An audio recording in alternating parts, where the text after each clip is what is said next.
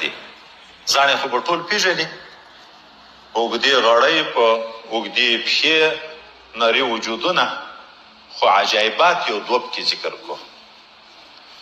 یو د عجایباتو نه یې دا ده چې دوی په خوراک کې ډېر احتیاط کوي چې داسې نه وي چې بیا غله را خلاصه شي. ټول عمر وایي په لوږې کې دوی تېروي، په پوره خېټه خوراک دی ټول عمر نه کوي، حتی مرګ بیا هم په لوږې کې راځي.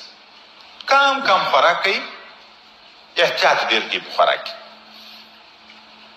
بل د دې په احوالو کې لیکي دوی ژمی اوړی ډېر اوږده سفرونه کوي.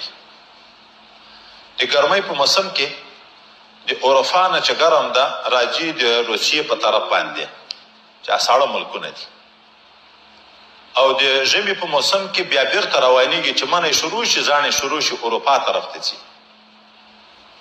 خو لیکي دلته یې هګۍ ایستلي هلته د سفر وخت چې دی تر لاړې شي بیا د هغه مځکې نه د خپلو هګیو رابطه نیسي، سوچ کوي پکې په سوچ باندې دلته بچي زیږوي، توجه ورته کوي دلته بچي زیږوي. دا د اوبو کشف نه ده، شمشتۍ کشف دا هګۍ د اوبو په ژۍ کې اچي، په خاوره کې په اوبو کې خو چې هګۍ واچي هغه خو ختمیږي. هګۍ یې پاس وي دوی په اوبو کې چرګه ته خو هګۍ کېږدي مخي یې مرغۍ یې مخي بیا بچي زیږوي، دوی په توجه زیږوي. نو تصوف په باب کې دا راځي وایي چې یو حیوان یو مرغه ته خدای پاک دا قوت ورکړی. ګورئ شرق و غرب دي، د اروپا نه د روسیې علاقې ته هلته هګۍ په ذهن کې هغه خپله ځاله ګرځوي، توجه ورته کوي بچي زیږوي.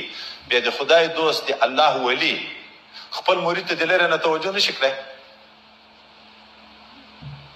او د دې په غوښه کې خوږوالی هم ده، ډار هم صفت هم ده پکې.